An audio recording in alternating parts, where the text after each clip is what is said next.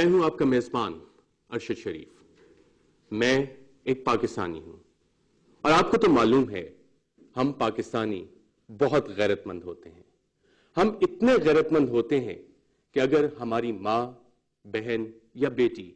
کسی بھی غیر مرد کی طرف آنکھ اٹھا کے بھی دیکھے تو ہم اسے غیرت کے نام پہ قتل کرنے میں شرمندگی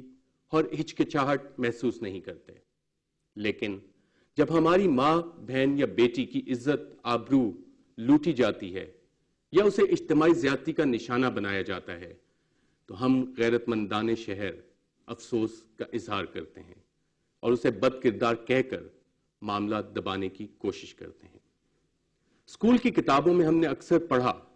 کہ پاکستان دھرتی ماں ہے، لیکن اسی دھرتی ماں کی بیٹیوں کی عزت و آبرو کی حفاظت کرنے کے لیے جب سوال اٹھتے ہیں تو اکثر غیرت مندان شہر خاموش ہو جاتے ہیں. زمین تھر تھرائے گی تو سبق سیکھو گے، بیٹی لٹ کے گھر آئے گی تو سبق سیکھو گے. رٹی رٹائی بولیاں بولتے ہیں کارندے کیسے، سرے عام دندناتے پھرتے ہیں درندے کیسے. حوا کی بیٹی کی عصمت نہیں محفوظ تو لوگوں، گھڑی حشر کی آئے گی تو سبق سیکھو گے. زمین تھر تھرائے گی تو سبق سیکھو گے، بیٹی لٹ کے گھر آئے گی تو سبق سیکھو گے. کرنا فرسودہ نظام کو رد ابھی باقی ہے، کیا حیوانیت کی کوئی حد ابھی باقی ہے. قدرت خود جوش میں آئے گی تو سبق سیکھو گے، زمین تھر تھرائے گی تو سبق سیکھو گے. بیٹی لٹ کے گھر آئے گی تو سبق سیکھو گے. پاکستان میں ریپ کیسز، ان کی سٹیٹسٹکس شاید صحیح طرح سے معلوم نہ ہو، لیکن human right commission of Pakistan اور انٹرنیشنل این جی اوز کے مطابق کم از کم 1000 خواتین ہر سال ریپ ہوتی ہیں یا گینگ ریپ ہوتی ہیں، اور ان میں سے اکثر کو گینگ ریپ کے بعد قتل بھی کر دیا جاتا ہے. کراچی میں جو گینگ ریپ کا حادثہ پیش آیا اس کے بعد میڈیا، پولیس اور سیاستدانوں کے کردار پہ بہت سے سوالات اٹھ رہے ہیں، اور اسی موضوع پہ آج بات کرنے کے لیے ہمارے ساتھ اسلام آباد اسٹوڈیو میں موجود ہیں ڈاکٹر فرزانہ باری، جو ڈائریکٹر ہیں gender studies Quaid Azam university میں. کراچی سے ہمیں جوائن کر رہی ہیں شرمیلا فاروقی صاحبہ، جو صوبائی مشیر اطلاعات ہیں سندھ کی، اور اس کے ساتھ ساتھ ہمیں رخسانہ ناصر بھی جوائن کریں گے اسلام آباد اسٹوڈیو میں. لیکن اس سے پہلے کہ ہم اس پہ بات کریں، میڈیا کے کردار پہ بات کرنا بہت ضروری ہے. انٹرنیشنل بیسٹ پریکٹسز ہیں کہ ریپ وکٹمز کا نام میڈیا پہ نہیں چلایا جاتا، اور ہم نے اس کوریج میں جو مناظر دیکھے اس میں اکثر رپورٹر وہاں پہ کھڑے ہو کے نام لے رہے تھے ریپ وکٹم کا اور اس کے گھر کو بھی آئیڈینٹیفائی کر رہے تھے. یہ غلطی ڈان نیوز سے بھی سرزد ہوئی لائیو ٹرانسمیشن میں. ہم اپنے chief reporter A H Khanzada صاحب سے پوچھتے ہیں کہ کن حالات میں یہ نام لیا گیا اور اس کے بعد انہوں نے کیا کیا اس بارے میں. جیسی صورتحال رہی اور جس طرح سے میڈیا نے اس کو کور کیا ہے، وہ اگر اس طرح سے کور نہ ہوتا تو زیادہ بہتر ہوتا. میں یہ سمجھتا ہوں کہ جو عمومی میڈیا کا کردار ہے وہ بغیر تربیت یافتہ ہونے کا اس میں عمل دخل زیادہ ہے. لائیو ٹرانسمیشن کے دوران ہم سے بھی یہ غلطی جیسا آپ نے بتایا سرزد ہوئی، لیکن اس غلطی کا محرک جو ہے وہ ہمارے رپورٹر سے زیادہ سٹیزن پولیس لائجن کمیٹی کے سربراہ تھے، جنہوں نے وہ ساری چیزیں بیان کی، جسے ریکیپ کرتے ہوئے ہمارے رپورٹر نے ایسا کیا، اور اس پر ہم نے اپنے رپورٹر سے باز پرس کی ہے، اور ہم یہ امید رکھتے ہیں کہ اور ہم اس بات کو یقینی بنائیں گے کہ آئندہ کوئی ایسا واقعہ رونما نہ ہو. ایچ خانزادہ صاحب بہت بہت شکریہ. ڈاکٹر فرزانہ باری صاحبہ، آپ نے سنا، آپ نے بھی کیس فالو.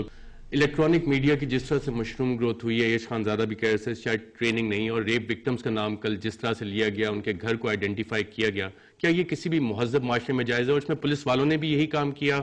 اور کچھ سیاستدان جو موقع پہ گئے انہوں نے بھی یہ کام کیا، کیا یہ کرنا چاہیے تھا؟ نہیں، بالکل نہیں کرنا چاہیے تھا، اور یہی بڑے افسوس کی بات ہے کہ اتنی زیادہ جنڈر سینسٹائزیشن کی بات ہو رہی ہے، बेतहाशा एनजीओज भी, प्रोजेक्ट्स भी आ रहे हैं, गवर्नमेंट खुद gender mainstreaming, gender sensitisation की ट्रेनिंग्स और सब कुछ हो रहा है, पुलिस की ट्रेनिंग्स हो रही हैं, और उसके बावजूद आप देखें कि जब इस तरह के कोई वाकयात होते हैं तो हमें उन ट्रेनिंग का कोई असर इन पे नजर नहीं आता। पुलिस में भी देखें, जो जब ये कोई भी क्राइम होता है, देखें वो कह रहे हैं कि बच्ची अपने बयान बदल रही है, कि जिस तरीके से हमारे यहाँ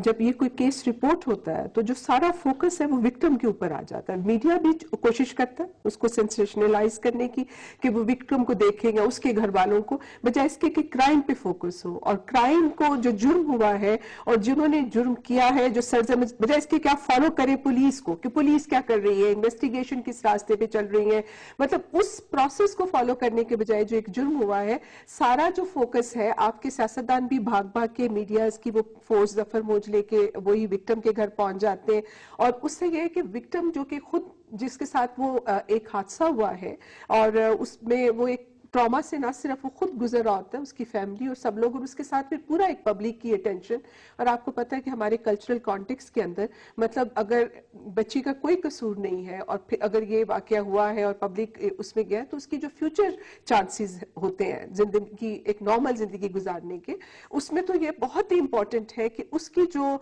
शनाख्त है, जिसके साथ ज्यादती हुई है, उसको जितना ज्यादा आप उसको छुपा सकते हैं उसको छुपाया जाए, ताकि उसके ऊपर मजीद कोई किसी किस्म के इसरात ना हो। लफ्जों का इस्तेमाल, और देखिए अभी जैसे हम बात करते हैं कि उसकी इज्जत लुट गई, मेरा ख्याल है ये जो जुबान है, ये भी इसको भी हमें करेक्ट करना है, क्योंकि जिसके साथ ज्यादती हुई उसकी इज्जत नहीं लुटी है, उसकी इज्जत उसके साथ है, उसके साथ जो ज्यादती जुर्म करने वाला है, अगर कोई बेइज्जती की बात है तो उसके साथ है, उस बच्ची की इज्जत उसके साथ है, उसके साथ एक जुर्म हुआ है, एक ज्यादती हुई है, जिसका उसको